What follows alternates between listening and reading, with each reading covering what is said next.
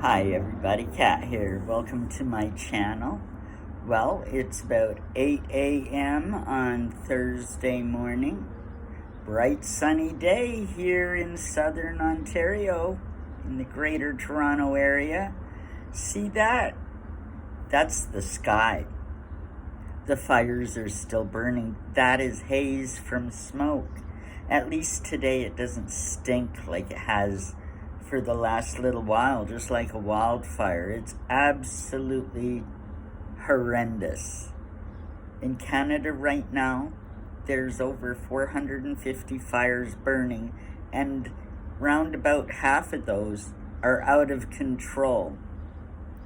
Canada's on fire. Every province in this country is on fire, and it's not only affecting us. All this smoke is being blown south of the border, so a lot of American states are being affected as well.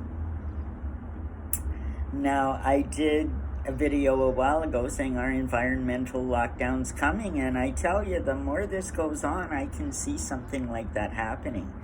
Here in the greater Toronto area, some daycare centers, children's summer programs that usually have outdoor activities are suspending them right now and just having indoor activities because of the air quality, because of the smoke in the air.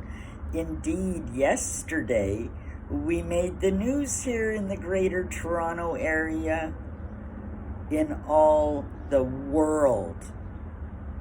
Toronto was number one in air pollution by smoke in the world. We had the worst air quality in the world yesterday. That's quite an achievement. Yeah, it's just awful. I don't see any end in sight. Environmental lockdowns could happen.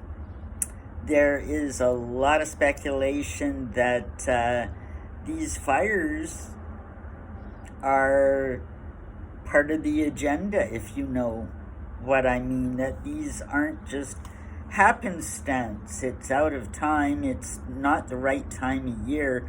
You wouldn't believe the rain we've been getting. We've been having big rain here lately, and yet the fires persist.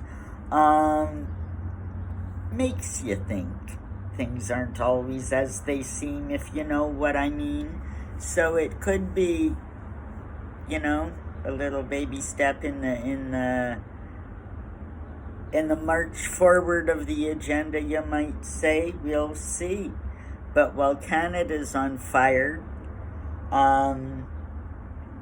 there is some smoldering going on in the lawsuits surrounding Harry, in the phone hacking scandal lawsuit. The judge is at the point now where he wants to wrap things up, Harry's piece anyway, and he is so desperate, he went to Harry's lawyers again and pleaded with them, please give me 2 examples that this really happened to Harry. Give me 2 examples. And they said, well, look to his written deposition, whatever it was, 85 pages or something ridiculous like that, and just full of emotion, full of fear, full of speculation and supposition, much like that was his whole testimony in court, was the same thing. There wasn't one fact that the judge can even look at to make a fair determination in this case. He doesn't, he's just give me a couple of facts that I can consider when making a judgment. That's all he's asking, and Harry's lawyers can't do it. So, that doesn't look good to Harry. And this doesn't look good on Harry's lawyers. And while that is going on, Harry may face more legal issues going forward. The other night on GB News, Dan Wooten's program, he had Paul Burrell, Diana's butler, on as a guest. And it seems that Paul Burrell is a little hot under the collar these days too. It seems that in Harry's book and in interviews, he has, called Burrell names. Most of it was over that, did Harry want to have the interview with Burrell and his brother, or didn't he? And in the book he said he did, and in an interview he said he didn't. Well, you'd think that's kind of the underbelly of the issue, but that's not the issue. What he said at that time also was that Paul Burrell was guilty of selling a lot of his mother's effects after her death, a lot of her possessions. And he didn't. He claims he absolutely did not. That is a real blow to his reputation, and over the years he's had to defend himself against a lot of negative blowback, just over things concerning Diana and what he's said and what he's done.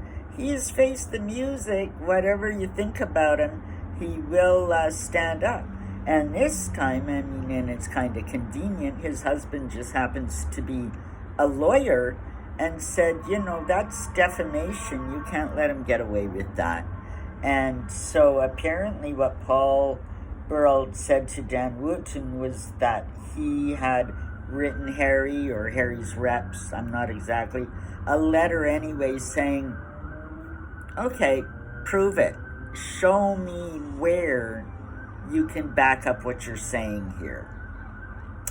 And he said he hasn't heard back from them, and I don't know what kind of a time frame he's giving them, but he says, if he doesn't get a response, he may go ahead and sue, because it's his reputation on the line. And he's not wrong there. He's faced this kind of thing before, and I wouldn't be surprised if Paul Burrell goes ahead and does sue.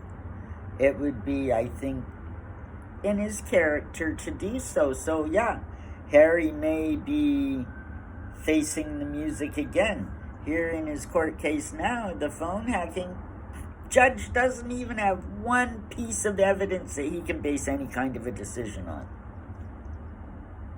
Harry may be facing a defamation lawsuit from Paul Burrell for, lying about Paul's actions in his book and in his interviews. So Harry might be in just a little bit of hot water right now with, and everything going on with Meghan and the backlash from some of the biggest names in entertainment, calling them, what they called them, grifters, So life is not too good for Harry and Meghan right now. Harry's going to be facing more legal trouble. Canada's still burning. We'll have to see what happens next.